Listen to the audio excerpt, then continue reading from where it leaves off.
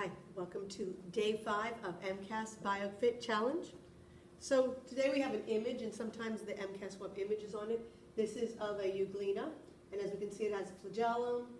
It's got its nucleus, I'm noticing, and chloroplast. So the question is, which labeled part identifies the above single-celled organism as eukaryotic?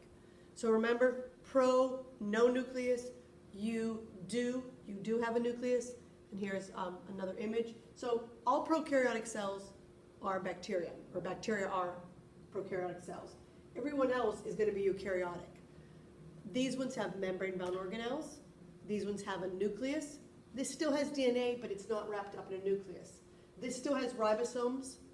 This still has a cell membrane, and this has cytoplasm. These are the things they have in common. But pro, no, you do. Remember that line, and let's look which labeled part identifies it as eukaryotic.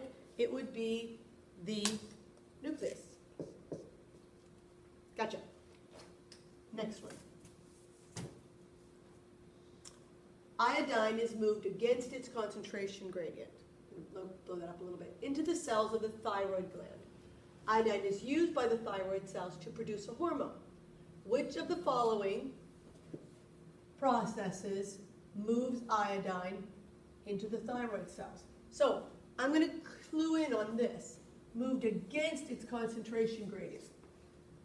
Remember we talked about if you move it against its concentration gradient, it is like moving a ball up a hill. It takes energy. On the other hand, if you would move something down its concentration gradient, a ball at the top of the hill, there's no energy involved. And remember, the cell's energy is ATP. All right? So, which of the following process moves it into the thyroid? It would be active transport, and that requires ATP. All right? Awesome. Next one. Thousands of years ago, the jaws and teeth of jaguars were more varied in size than they are today. So they're talking about jaws, saying there's a lot of variation. During a period of climate change about 11,000 years ago, jaguars faced a shortage of food. So there's been a factor in the environment that's changed things.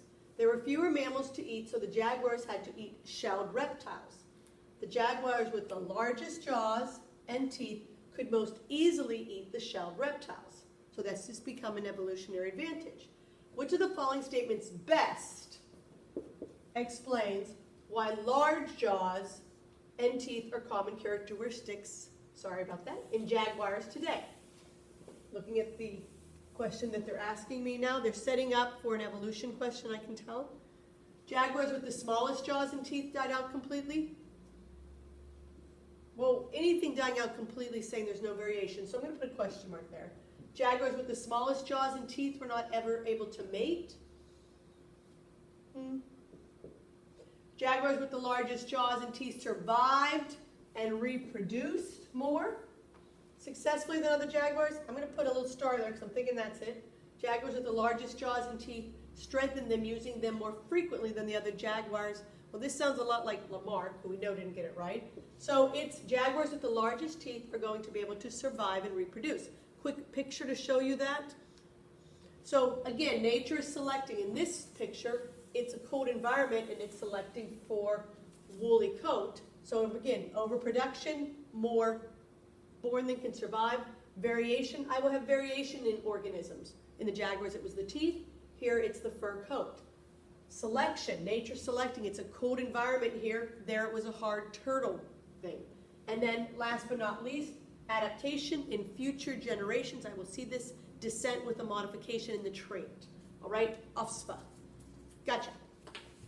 Thank you, and we'll see you in the fit portion. Welcome to day 5 of BioFit. Today we're going to do some variations on core exercises. One is that exercise a lot of you are familiar with. It's the bicycle. Variation is my elbow comes towards my knee, but then I take that other arm and I extend it to the side. And same thing on the other side. Breathing on this, inhale as you prepare, exhale as you exert yourself. Inhale as you prepare, exhale as you exert yourself. Another one we're going to do is one for the lower back. People forget that that's part of the core. So it's from a quadruped. So I'm on my hands and feet, knees, and I'm a tabletop, so I'm nice and flat. Keeping your legs all hip width apart. We're going to extend the arm and the leg, reaching as far as we can. And then if you want, you can even add a tuck. Another thing you can add, which is a great challenge one, keeping those hips nice and still, you move both of them clockwise. All right? We'll do the same thing on the other side. I'm going to show you how you can add a weight to that as well. So again, you're going to reach and extend, nice length, and then you can add that weight if you want. So reach, extend, pull in through the core, reach, extend, keeping myself nice and still in the hips, wall stopping me, sorry. I come back, and then down, and again, remembering to breathe in through the nose, out through the mouth, throughout that, and have a great night. See you tomorrow for BioFit Challenge 6.